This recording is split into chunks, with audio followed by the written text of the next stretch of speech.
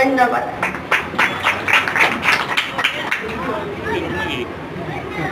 ধন্যবাদ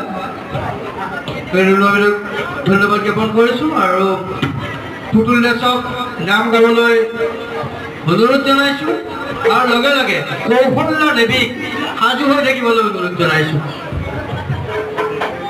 শ্ৰদ্ধাৰ নাম ধৰি আহি মোৰ নাম শ্ৰী পুতুল দাস, গাঁও সভাপতি সমান। মই এটি প্ৰথম বছৰৰ বাবে এটি নতুন নাম লৈছোঁ।